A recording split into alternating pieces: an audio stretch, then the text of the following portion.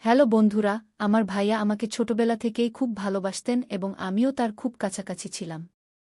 আমি মা-বাবার চেয়ে তার সাথে বেশি লেগে থাকতাম। ধীরে ধীরে আমি বড় হতে থাকলাম এবং আমাদের বন্ধুত্ব আরও গভীর হতে লাগল। সেই সময় আমি নতুন যৌবনে পা রাখছিলাম এবং আমার বান্ধবীদের কাছ থেকে পুরুষ ও নারীর সম্পর্কে নতুন নতুন কথা শুনছিলাম। ভাইয়ার সাথে আমার বন্ধুত্ব এতটাই গভীর ছিল যে আমি তার সাথে সব কথা শেয়ার করতাম এবং তার সাথে কথা বলে আমি অনেক শান্তি পেতাম। এক রাতের কথা, মা-বাবা বাড়িতে ছিলেন না। ভাইয়ার মাথায় খুব তীব্র ব্যথা হচ্ছিল। তিনি আমাকে বললেন, কাজল, একটু চা বানিয়ে আমার রুমে নিয়ে আসো। আমি দ্রুত চা বানিয়ে ভাইয়ার রুমে নিয়ে গেলাম। ভাইয়া চা সাইড টেবিলে রাখতে বললেন। আমি চা টেবিলে রেখে ফিরে যাচ্ছিলাম, তখনই ভাইয়া আমাকে ধরে ফেললেন এবং বললেন, আজ বাড়িতে কেউ নেই, তোমার নিজের রুমে ভয় লাগবে। তাই আজ আমার কাছেই শুয়ে থাকো। আমি তোমাকে একটি ভিডিও দেখাব। ভাইয়া আমাকে তার পাশে শুয়ে থাকতে বললেন।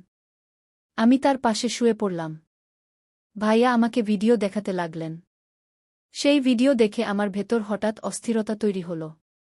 তারপর ভাইয়া আমাকে বললেন, এখন আমরা দুজন মিলে এমন করব। চলো বন্ধুরা, আমি শুরু থেকে বলি কি হয়েছে। আমার নাম কাজল, আমি ১৯ বছর বয়সী। আমি এইমাত্র ১২তম শ্রেণী পাস করেছি। আমার পড়াশোনার সম্পর্কে অনেক শখ ছিল, কিন্তু আমার বাবা আমার পড়াশোনার বিরোধী ছিলেন। আমি মা এবং ভাইয়াকে বললাম যে আমি আরও পড়তে চাই, তাই দয়া করে আপনারা দুজনই আমাকে সাহায্য করুন এবং বাবাকে রাজি করান।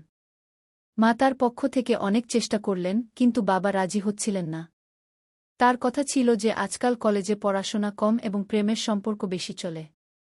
তখন আমার ভাইয়া বাবাকে বোঝালেন এবং আমার গ্যারান্টি নিলেন যে আমি এমন কিছু করব না এবং শুধু পড়াশোনায় মন দেব। তখন বাবা রাজি হয়ে ভাইয়াকে বললেন, আজ থেকে কাজলের দায়িত্ব তোমার। যদি সে কোনো ভুল করে, তবে এই বাড়ি এবং পরিবারের ইজ্জতে দাগ লাগবে এবং কাজলের পাশাপাশি তোমারও খারাপ হবে। ভাইয়া বাবাকে বললেন, বাবা, চিন্তা করো না, আমি কাজলের প্রতিটি কাজের উপর নজর রাখব। সেই সময় আমি জানতাম না ভাইয়ার মনে কি চলছিল এবং তিনি কেন আমার এত পক্ষ নিচ্ছেন। কিন্তু মজার ব্যাপার ছিল যে আমি কখনো ভাবিনি যে আমি এবং ভাইয়ার বন্ধুত্ব এতদূর যাবে। কিছুদিনের মধ্যেই ভাইয়া আমার সাথে গিয়ে আমার কলেজে ভর্তি করিয়ে দিলেন। শুরুতে আমি খুব মন দিয়ে পড়াশোনা করতে লাগলাম এবং কলেজে কারো সাথে বেশি মিশতাম না। কলেজে যা হতো সব আমি রাতে ভাইয়াকে বলতাম। ভাইয়াও আমার সাথে খুব ফ্রেন্ডলি হয়ে গিয়েছিলেন এবং আমার মনে হচ্ছিল যে তিনি আমাকে কিছুটা অদ্ভুত দৃষ্টিতে দেখেন। ভাইয়া গ্রামে থাকতেন এবং চাকরির সূত্রে আমাদের বাড়িতেই থাকতেন। তারপর কলেজে আমার একটি মেয়ের সাথে বন্ধুত্ব হয়ে গেল। তার সাথে বন্ধুত্ব করার পর আমার জীবন বদলে যেতে লাগল। সে আমাকে বলল যে তার বিয়ে ঠিক হয়ে গেছে এবং একদিন সে আমাকে তার বাগদত্তার সাথে পরিচয় করিয়ে দিল। আমার বান্ধবী আমাকে বলল যে তাদের বিয়ে ঠিক হয়ে গেছে এবং এখন তারা দুজনেই একে অপরের সাথে সব সীমা অতিক্রম করে ফেলেছে। তারপর আমি আমার বান্ধবীর কাছ থেকে সেই সব জানার চেষ্টা করতে লাগলাম যা সম্ভবত আমার বয়সে জানা উচিত ছিল না। আমার বয়স এমন ছিল যে আমি এই কথা জানার পর সহজেই ভুল পথে চলে যেতাম এবং তারপর ঠিক তাই হতে লাগল। আমিও সেই সব বিষয়ের প্রতি আগ্রহী হয়ে উঠলাম। আমার কোনো ছেলের সাথে বন্ধুত্ব ছিল না, তাই যখনই আমি এমন কথা ভাবতাম, আমার মাথায় ভাইয়ার ছবি ভেসে উঠত। কিন্তু ভাইয়ার আচরণ এবং তার কথা আমার চিন্তাকে আরও উস্কে দিত। যদিও আমি তখনও ভাইয়ার মনের কথা বুঝতে পারিনি। কখনো কখনো আমার মনে হতো যে সম্ভবত সেও আমার সম্পর্কে এমনই ভাবত। কিন্তু কখনো কখনো তার আচরণ আমার প্রতি খুব কঠিন হয়ে যেত। তিনি আমাকে মনে করিয়ে দিতেন যে আমার বাবা কতটা কঠোর এবং যদি আমি কোনো ভুল করি, তবে আমার পাশাপাশি তারও খারাপ হবে। তার এই কথা শুনে আমি নিজেকে নিয়ন্ত্রণ করার চেষ্টা করতাম। কিন্তু বলে না যে যৌবন অন্ধ হয়। যৌবন এমনই, যেমন শীতে আগুন জ্বললে হাত গরম করেই নেওয়া হয়। আমি যে কলেজে যেতাম, আবার সেখানেই সেইসব কথা শুনতে পেতাম। তারপর আমি কলেজ থেকে বাড়ি এসে আমার বন্ধুদের বলা কথাগুলো নিয়ে ভাবতে থাকতাম। সেদিন আমার ভাইয়া চাকরি থেকে বাড়ি ফিরে এসে বসে বললেন, কি ভাবছ কাজল? আমি গভীরভাবে ভাইয়ার দিকে তাকিয়ে বললাম, ভাইয়া, তুমি জানো আমার বান্ধবী আজ আমাকে কি বলেছে? প্রতিবারের মতো আজও আমি ভাইয়ার সাথে আমার মনের কথা শেয়ার করতে লাগলাম। আমার অভ্যাস ছিল যে আমি আমার সব কথা ভাইয়াকে বলতাম, তা যে কোনো বিষয় হোক না কেন। ভাইয়া আমাকে উপর থেকে নিচ পর্যন্ত দেখে বললেন, হ্যাঁ বলো, কি বলতে চাও? তোমার বন্ধু তোমাকে কি বলেছে? আমি বললাম, আমার বন্ধু আমাকে বলছিল যে ইন্টারনেটে অনেক ধরনের ভিডিও আছে যেখানে সব ধরনের মশলা পাওয়া যায়। তাই আমি বলছিলাম যে আপনার কাছেও তো মোবাইল আছে এবং নেটের প্যাকেজও লাগানো আছে। আপনি নিশ্চয়ই সেই ভিডিওগুলো দেখেছেন।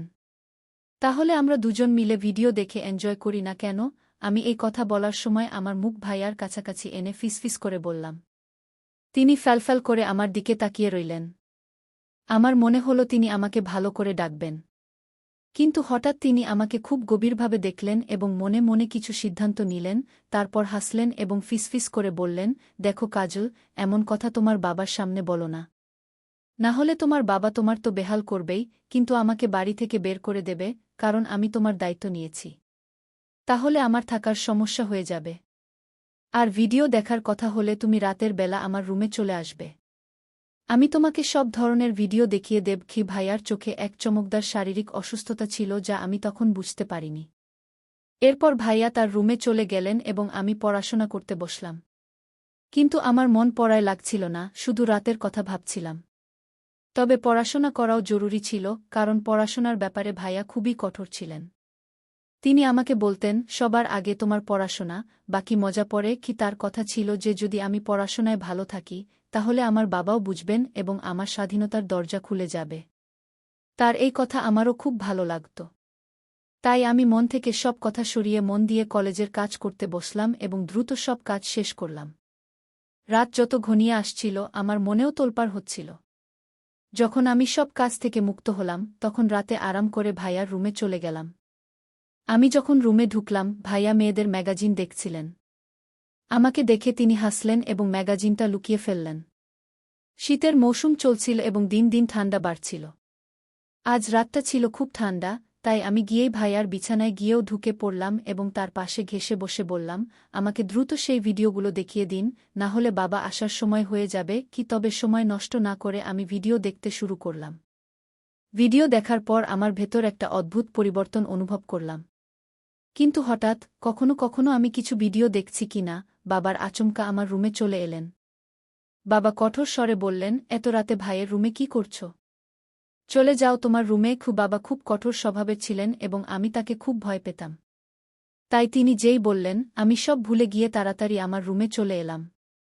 আমি ভেবেছিলাম, বাবা ভাইয়ার রুম থেকে বেরিয়ে তার রুমে গেলেই আমি আবার ভাইয়ার রুমে চলে যাব। কিন্তু সেই রাতে বাবার ভাইয়ার সাথে জরুরি কাজ ছিল, তাই তিনি অনেকক্ষণ ভাইয়ার রুমেই বসে রইলেন। আমি অপেক্ষা করতে করতে ঘুমিয়ে পড়লাম এবং বুঝতেই পারলাম না বাবা কখন ভাইয়ার রুম থেকে বেরিয়েছেন। পরের দিন কলেজ থেকে ফিরে আমি অধীর আগ্রহে রাতের অপেক্ষা করতে লাগলাম। আমি কিছু ভিডিও দেখে ফেলেছিলাম এবং সেগুলো দেখার ইচ্ছা আমাকে অস্থির করে তুলছিল। যখন সময় হলো, আমি ভাইয়ার রুমে ভিডিও দেখতে গেলাম। কিন্তু ভাইয়া বললেন, আমি এখন অফিসের কাজ শেষ করি, তারপর তুমি একটু পরে আসবে। আমি তোমাকে ভিডিও দেখিয়ে দেব। আমি সকাল থেকেই ভিডিও দেখার জন্য ব্যাকুল ছিলাম, তাই ভাইয়ার উপর একটু রাগ করে ফিরে বসলাম।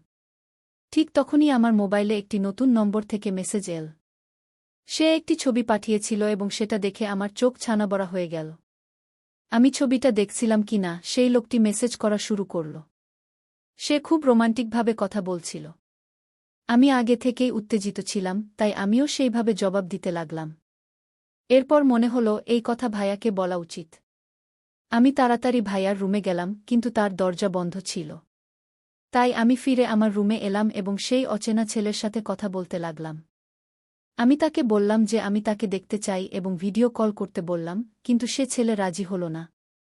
এদিকে আমি লক্ষ্য করলাম যে ভাইয়া তার ঘর থেকে বেরিয়ে সিঁড়ি দিয়ে উপরের ছাদের দিকে যাচ্ছেন। তার হাতে মোবাইল ছিল। আমি অবাক হলাম যে তিনি রাতের এই সময় ছাদে কেন যাচ্ছেন। রাত 12টা বাজে আর আমার ঘুমও আসছে না। আমার মনে সন্দেহ জাগল যে না জানি ভাইয়াই আমাকে নতুন নম্বর থেকে মেসেজ করছেন। যাই হোক, আমি এই ভাবনা ভাবতে ভাবতে ঘুমিয়ে পড়লাম এবং একটি স্বপ্ন দেখলাম। স্বপ্নে ভাইয়া আমার সাথে ছিলেন এবং আমাকে কিছু কাজ করতে বলছিলেন। এমন সময় হঠাৎ আমার চোখ খুলে গেল। সকাল হয়ে গেছে আর আমি দেখলাম ভাইয়ার মেজাজ খুব ভালো। তিনি আমার সাথে হেসে কথা বলছিলেন। এর আগে আমি কলেজে পায়ে হেঁটে যেতাম, কিন্তু সেই দিন দাদা বললেন, আজ আমি তোমাকে আমার বাইকে করে কলেজে ছেড়ে দেব। আমি তার সাথে রওনা দিলাম। কলেজ শেষ হতেই গেট থেকে বেরিয়ে দেখলাম দাদা আগে থেকেই আমার জন্য অপেক্ষা করছেন। সেই দিন আমি খুব মনখারাপ ছিলাম, কারণ আমার সখী আমার উপর রাগ করেছিল। আমাদের মধ্যে কিছু নিয়ে ঝগড়া হয়েছিল। পথে দাদা আমার মন খারাপের কারণ জিজ্ঞাসা করলে আমি বললাম যে আমার সখীর সাথে ঝগড়া হয়েছে এবং আমার মন খুব খারাপ। দাদা বললেন, চলো তোমার মন ভালো করি কে বলে তিনি বাইক একটি বিরিয়ানির দোকানে থামালেন। তিনি জানতেন যে আমি বিরিয়ানি খুব পছন্দ করি। আমরা দুজন সেখানে বসে বিরিয়ানি খেলাম এবং কোল্ড ড্রিঙ্কও পান করলাম। দাদা সেখানেও আমাকে হাসানোর চেষ্টা করছিলেন। এরপর আমরা বাড়ি ফিরে এলাম। সেই দিন বাড়িতে মা বাবা ছিলেন না, সম্ভবত কোনো আত্মীয়ের বিবাহে গিয়েছিলেন। বাড়ি এসে দাদা আমাকে জিজ্ঞাসা করলেন, তুমি আমাকে আবার সেই ভিডিও দেখতে বললে না কেন? আমি উত্তর দিলাম, আমি তো আগেই দেখে ফেলেছি। এ কথা শুনে দাদা চমকে গেলেন এবং আমার দিকে তাকালেন। তিনি জিজ্ঞাসা করলেন, তুমি কিভাবে দেখলে? তোমার কাছে তো শুধু ভয়েস প্যাকেজ আছে। আমি বললাম, আমার একটি নতুন বন্ধু হয়েছে, সে পাঠিয়েছিল। আমি রাতে আপনাকে বলতে এসেছিলাম, কিন্তু আপনি ঘুমাচ্ছিলেন। এ কথা শুনে দাদা গভীর চিন্তায় ডুবে গেলেন। তিনি বললেন, তুমি যাও এবং কাপড় বদলে এসো। আমি আমার ঘরে গিয়ে কাপড় বদলে ফিরে আসার পর দেখলাম দাদা আমার মোবাইলে কিছু খুঁজছেন। আমাকে দেখে তিনি মোবাইল টেবিলে রেখে দিলেন। তারপর আমরা দুজন একসাথে খাবার খেলাম। খাবার খাওয়ার সময় আমি দাদার দিকে তাকালে মনে হচ্ছিল তিনি আমাকে অদ্ভুত দৃষ্টিতে দেখছেন। আমার মনে হচ্ছিল তিনি আমাকে কিছু বলতে চাইছেন, কিন্তু বলতে পারছেন না। আমি মনে মনে ভাবতে লাগলাম, দাদা, এখনই বলে দাও না, আমি তোমাকে মানা করব না। এমন সময় আমার নজর দাদার মোবাইলে পড়ল। আমি আজও সেই অজানা ছেলের মেসেজের অপেক্ষায় ছিলাম, কিন্তু সে এখনও আমাকে মেসেজ করেনি। দাদাও কিছু বলতে হিচকিচ করছিলেন। এমন সময় আমি মোবাইল তুলে নিলাম এবং নিজেই সেই নম্বরে মেসেজ করতে শুরু করলাম। কিন্তু দাদা আমার হাত থেকে মোবাইল কেড়ে নিলেন। আমার মনে হল সম্ভবত তার ঈর্ষা হচ্ছে। দাদা বললেন, খাবার সময় মোবাইল ব্যবহার করা ভালো অভ্যাস নয়। তাই মোবাইল আমাকে দাও। বলে তিনি আমার মোবাইল তার কাছে রেখে দিলেন। আমি দ্রুত খাবার শেষ করে দাদাকে বললাম, এখন তো আমার মোবাইল ফেরত দাও। দাদা বললেন, দেব, কিন্তু আগে তুমি বাসনপত্র গুছিয়ে আমার ঘরে এসো। আমি খুশি হলাম, মনে হলো ঈর্ষার বসে আজ দাদা আমার ইচ্ছা পূরণ করবেন। আমি দ্রুত বাসনপত্র গুছিয়ে কলেজের কাজও শেষ করলাম। রাত 11টায় যখন আমি দাদার ঘরে গেলাম এবং বললাম, এখন তো আমার মোবাইল ফেরত দাও, আমার সেই বন্ধুর সাথে কথা বলতে হবে। দাদা বললেন, আমার মাথায় খুব তীব্র ব্যথা হচ্ছে। যাও, আগে আমার জন্য এক কাপ ভালো চা বানিয়ে আনো। আমি চা বানাতে চলে গেলাম। কিছুক্ষণ পরে আমি চা নিয়ে ঘরে এলাম এবং চা টেবিলে রেখে দিলাম। আমি ফিরে যেতে যেতেই দাদা আমার বাহু ধরে বললেন, আজ রাত তুমি আমার ঘরেই থাকবে। আমি নিঃশব্দে তার দিকে তাকালাম, কারণ আজ রাতে আমার সেই ছেলের সাথে ভিডিও কল করতে হবে। আমি ইচ্ছাকৃতভাবে দাদাকে বললাম, আমি আমার ঘরে যাব এবং আমার বাহু ছাড়িয়ে ঘর থেকে বেরোতে গেলাম। কিন্তু দাদা আমাকে থামালেন এবং কঠোর স্বরে বললেন, আমি যা বলেছি তাই করো। তিনি আমাকে বিছানায় শুইয়ে দিলেন। আমি ভয়ে শুয়ে পড়লাম। তারপর সারারাত ধরে দাদা আমার সাথে যা করলেন তা আমি কখনো ভাবতেও পারিনি। তিনি অনেকক্ষণ ধরে আমার মোবাইল ব্যবহার করলেন এবং আমাকে ঘুমাতেও দিলেন না। রাত 12টায় তিনি আমাকে বললেন, তুমি কি দেখতে চাও যে সেই ছেলেকে, যে তোমাকে ভিডিও কল এবং ছবি পাঠায়? ভাইয়ের কথায় আমি খুব খুশি হলাম এবং বললাম, হ্যাঁ, আমি দেখতে চাই। ভাইয়া আমার হাতে মোবাইল দিলেন এবং বললেন, দেখো এটা। তার ছবি দেখে আমার হুঁশ উড়ে গেল, কারণ ওই ছেলেটি আমার বন্ধুর বাগদত্তা ছিল। আমি ফেটে যাওয়া চোখে ভাইয়ার দিকে তাকাতে লাগলাম।